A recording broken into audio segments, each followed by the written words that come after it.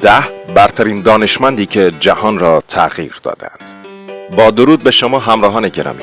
اگر به دنیای نابغه ها و دانشمندان علاقه دارید، در این برنامه همراه ما باشید تا شما را با 10 دانشمندی که جهان را تغییر دادند آشنا سازیم.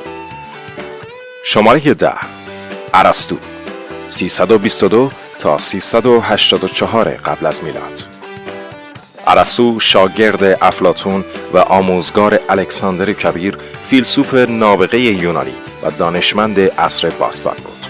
ارسطو که در 384 قبل از میلاد چشم به جهان گشود، یک زیستشناس، جانورشناس، متخصص اخلاق، دانشمند مسائل سیاسی و استاد بلاغت و منطق بود. وی همچنین نظریه‌هایی نیز درباره فیزیک و متافیزیک ارائه داد.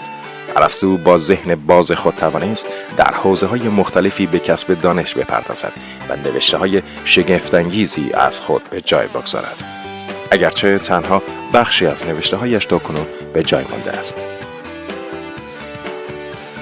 شماره 9: ارشمیدس، 212 تا 287 قبل از میلاد. ارشمیدس که به عنوان بزرگترین ریاضیدان تاریخ شناخته می شود، به شکل عمیق و تأثیرگذاری دانش فیزیک و مهندسی را به گونه‌ای توسعه داد که از این دستاوردها به شکل گسترده‌ای در ساخت ماشین‌آلات و همچنین ساخت و سازها استفاده می شود. ارشمیدس که در 287 قبل از میلاد مسیح به دنیا آمد، جزء یکی از بزرگترین دانشمندانی است که هم به صورت نظری و هم در عمل به دستاوردهای بزرگی دست یافتند. وی توانست به محاسبه اعداد بسیار کوچک بپردازد و پایه حساب دیفرانسیل و انتگرال را بنا گذاشت. علیرغم اینکه بیشتر آثار ارشمیدس در موزه اسکندریه به آتش کشیده شد، ولی باقی مانده هایش آنچنان پربار هستند که هنوز الهام بخش علوم و فناوری امروزی تلقی می شوند.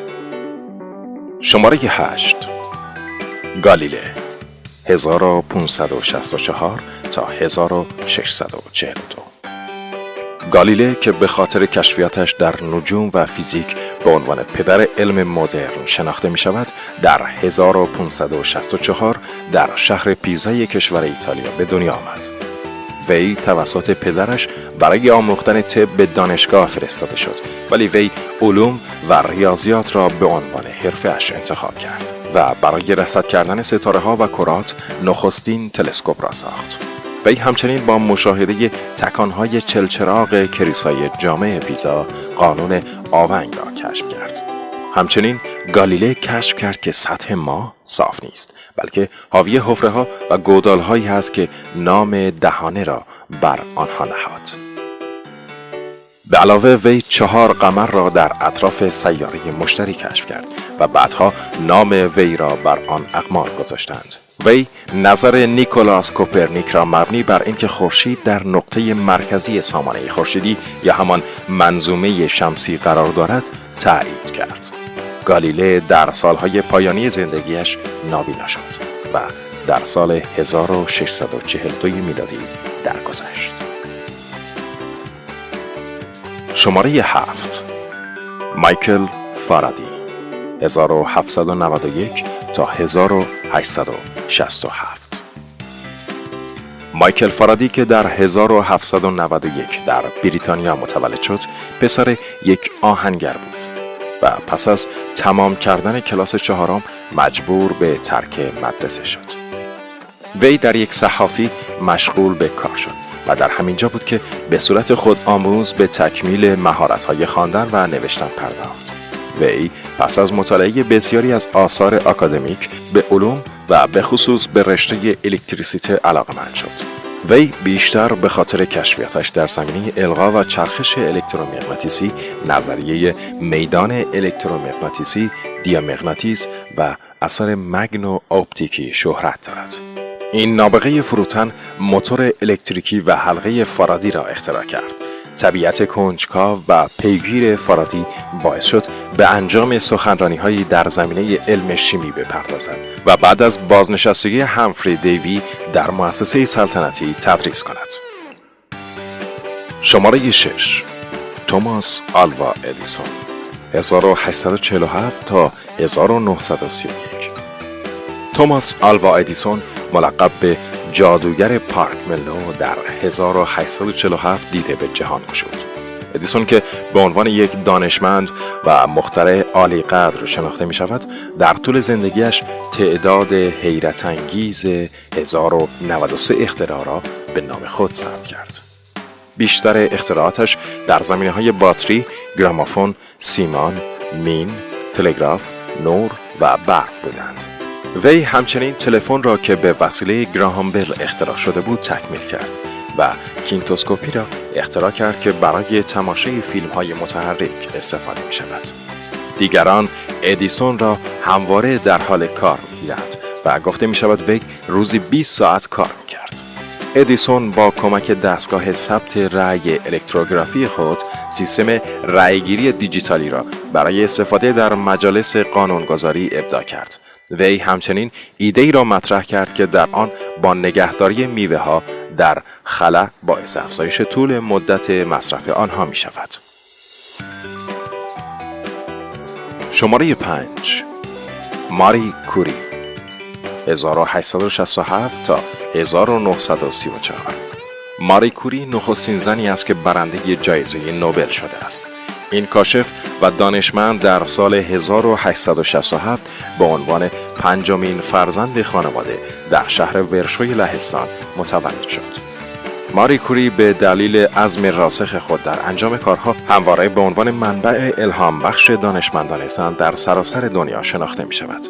وی اولین دستگاه اشعه ایکس متحرک را اختراع کرد. این اختراع به عکس برداری از سربازان آسیب دیده در میدان جنگ کمک کرد. رادیوم نیز یکی دیگر از کشفیات بزرگ ماری کوری است. وی به دنبال بررسی رادیواکتیو در عناصر مختلف روی آنها آزمایش‌های بسیاری به عمل آورد و در نهایت توانست عنصر توریوم را نیز کشف کند. وی همچنین اورانینیت را کشف کرد که به عنوان منبع تابش در ترکیبی قوی‌تر از اورانیوم و توریوم شناخته می شود.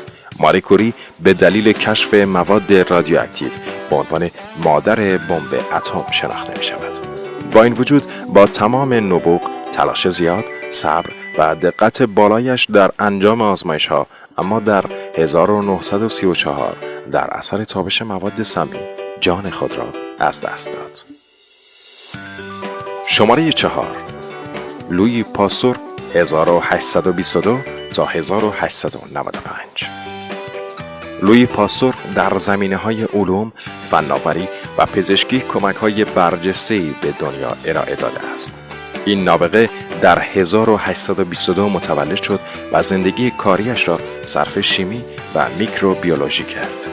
پاستور اولین دانشمندی بود که درباره تخمیر ناشی از میکروب‌ها در عناصر غذایی مطالعه کرد. وی همچنین درباره زیست‌زایی توضیحاتی ارائه داد و نظریه ای را تحت عنوان نظریه میکروبی بیماری‌ها مطرح کرد. به علاوه پاستور فرایندی را ایجاد کرد که از طریق آن میتوان شیر را عاری از هر گونه میکروب‌های بیماریزا کرد، فرایندی که نام آن را پاستوریزه کردن گذاشتند. همچنین پاستور به عنوان نخستین فردی شناخته می شود که تاکنون توانسته است راه درمان تب بعد از زایمان را کشف و برای بیماری‌های هاری و سیاه زخم واکسن تهیه کند. گستردگی دستاوردها و موفقیت‌هایش در حوزه‌های مختلف اکتشاف و اختراع نام وی را به عنوان یکی از نوابغ تاریخ جهان ثبت کرد. لویی پاستور در 1895 به درود حیات گفت. شماره 3. سر آیزاک نیوتن 1843 تا 1727. سر آیزاک نیوتن در سال 1643 میلادی در وولسروپ انگلستان دیده به جهان گشود. وی بیشتر به خاطر کشف قانون گرانش یا همان جاذبه مشهور است. وی در مدرسه دانش آموزی ضعیف و در اداره امور املاک خانوادگی نیز بدون مهارت بود. با وجود این وی عاشق ساختن اسباب بازی‌های مکانیکی و مدل‌های آسیابادی بود. نیوتن با اختراع حساب دیفرانسیل و انتگرال نظریه گرانش را به گونه‌ای توضیح داد که هیچ اصل دیگری نمی‌توانست این گونه آن را توضیح دهد. وی همچنین نظریه‌اش را درباره جذر و مد بر پایه نیروی گرانش حاصل از خورشید و ماه و زمین توضیح داد. نیوتن همچنین تلسکوپ بازتابی را نیز اختراع کرد. قوانین نیوتن را میتوان در حوزه‌های مختلف علمی از جمله مکانیک، نورشناسی و شیمی مشاهده نمود. آیزاک نیوتن در سال 1705 میلادی توسط ملکه آن به مقام شوالیه مفتخر شد. وی در 1727 در 84 سالگی درگذشت. شماره 2. آلبرت انیشتین 1879 تا 1955 میلادی. انیشتین که در سال 1879 در شهر اولم دیده به جهان گشود، به عنوان یکی از بزرگترین دانشمندان تاریخ بشریت شناخته می شود که باعث ایجاد انقلابی در علم شد.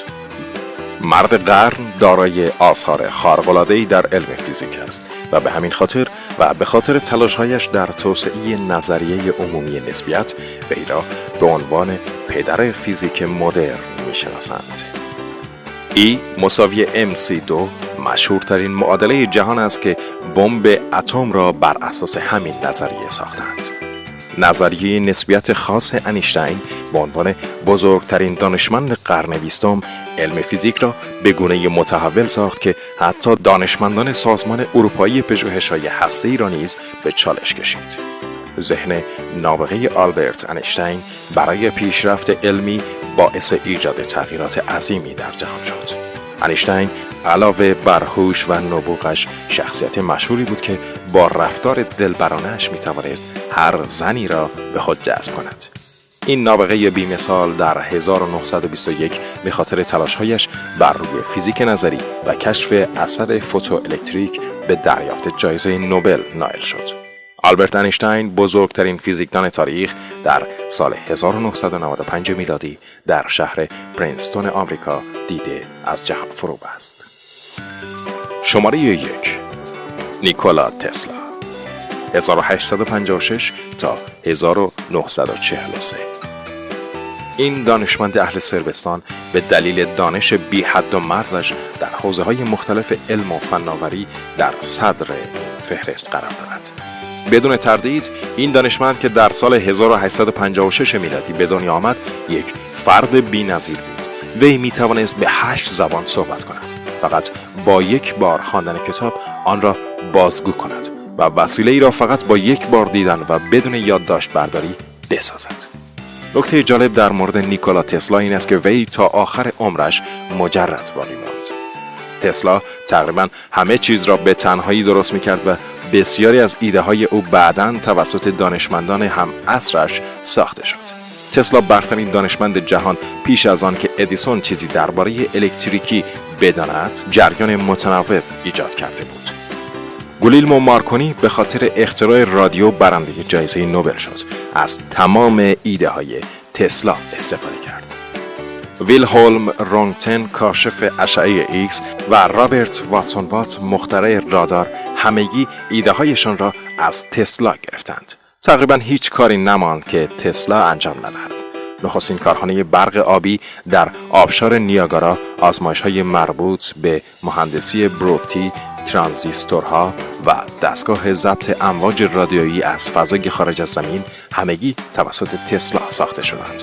وی یک نابغه تمام عیار بود. با وجود این بیشتر ایده ها و اختراعاتش یا از جانب دیگران کپی شدند یا به سرقت رفتند و به نام شخص دیگری ثبت شدند. دوستان همراهان گرامی، ممنون که ما رو تا اینجا همراهی کردید. امیدواریم این مطالب مورد توجه شما قرار گرفته باشه. منتظر نظرها و پیشنهادهای شما هستیم. خدا نگهدارتان.